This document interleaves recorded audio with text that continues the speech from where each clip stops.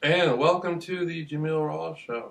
And recently I was going over a lecture 90% of the time he says everybody wants to call over code black computers. Okay, that's not okay. concerning space and time, astrophysics. And last night I was looking up some new information about interstellar dust, which is an interesting subject. Now, I'm familiar with astronomy, and I came to learn astronomy from my grandfather. He had a telescope, and I always had questions about extraterrestrials. Now I'll put it like this. My grandfather spent a lot of time in the air. He was a pilot. He went into the Korean War. I believe he flew the C-119s, and he went in as an officer in the United States Air Force, and then eventually he came into possession of colonel or lieutenant colonel or something, which at that time was pretty. Now it's easy. It's easy to gather rank in the service. Back then it was difficult to move up in rank quickly. So, at that time he worked with a lot of high level military people in the Air Force, and he would tell me stories sometimes. And one time he was telling me a story. I asked him flat out. I said, "Do you believe Do you believe that extraterrestrials are real?" And he said, "Yeah." He said, "I believe extraterrestrials are real because the universe is far too vast, it's far too wide, and there's too much activity going on. When you look out at night at all the stars and all this stuff, that's too much energy out there for Earth to be the only place with life." And so I said, "Well, have you ever, can you explain anything to me? Some sort of like sighting you've seen?" And he explained to me. He said, "I've come across some strange stuff in the skies." He said one time him and his whole crew. It might have been. See, he was in the Air Force. And after the Air Force, he went into being a pilot for Trans World Airlines (TWA). Right, he was a captain in TWA. So I'm not. So no, this was the Air Force. This was Air Force. But he saw some spheric shaped balls. Him and his whole cabinet did, and he said he's seen them, and he couldn't make out what they were. But he said they were in the air and they were moving around. They were moving around his aircraft, And they were spheric balls, and they were moving with an intelligence to them. And he said when he got back to wherever he was going, him and the rest of his crew had to draw pictures and basically sketch out what they had seen and describe and report what they had saw.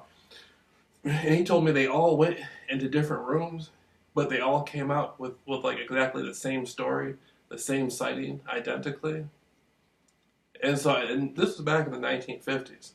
And so when I heard that, I was like, man, they're deaf for him to say something like that. He's a very practical person. For him to say something like that, there's definitely something going on.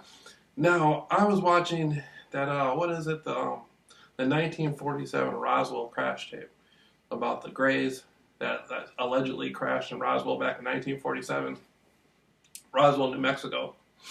And I watched the tape with him. Back then, this is back in like 94, 95, you could rent it. And we rented the tape and we watched it together. And he was like, it looks really clear. It looks like a typical 1940s hospital. The clock that they used, the operating room, all the technology they had in there. It looked pretty good. It looked like it could be real. But he said it also could have been done at a studio though. It could have been a fake. So, since that point on, I have been interested in extraterrestrials and paranormal activity dealing with biological life forms that are other than human that come from the stars, or they might be here, or a creature like that might inhabit the Earth. We just might not know.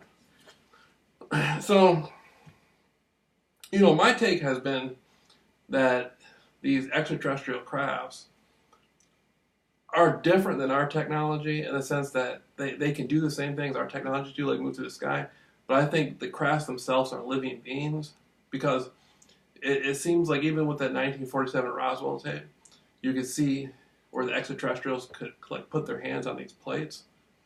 And it seems like these beings were somehow using their energy mixed with like anti-gravity technology and their own consciousness to guide these ships around. And so a lot of the subject matter I go through, I tend to end up talking about extraterrestrials. Last night I talked about ancient intelligence, ancient use of calculus. We talked about how there's pyramids all over the world, and they all look identical, and nobody knows what language was used to construct them and create them, but they're all set out in on geometric ley lines, and they're balanced out throughout the Earth, and they're all aligned with the star systems in the sky. So it's like, who created these pyramids? Who created these ancient cities?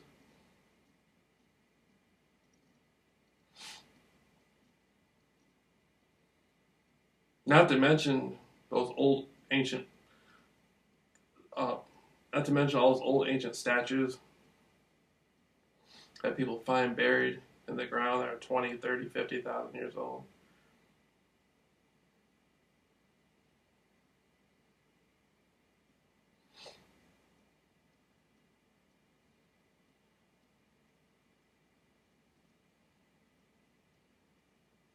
And then now the History Channel is talking about ancient aliens.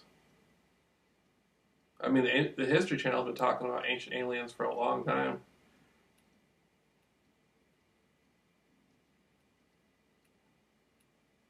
And like, you go back to Genesis and it talks about the gods who came from the earth, from the heavens to the earth. That's, if they're not from the earth, then they're from heaven, which is out there, so that's extraterrestrial.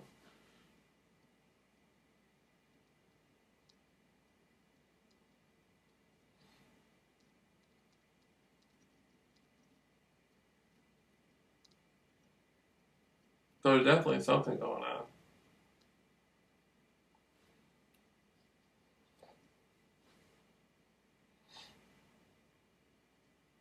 I just wanted to put that up about how these how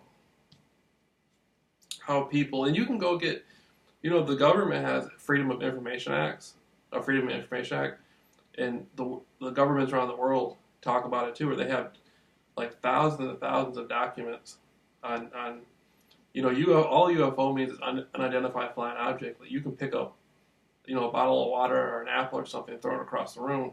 If you don't know what it is, it's an unidentified flying object. But a lot of these documents from the FOIA explain these crafts to actually be, like the Phoenix Lights, flying saucer. The Phoenix Lights is a prime example. What was the Phoenix Lights about? That obviously was not human.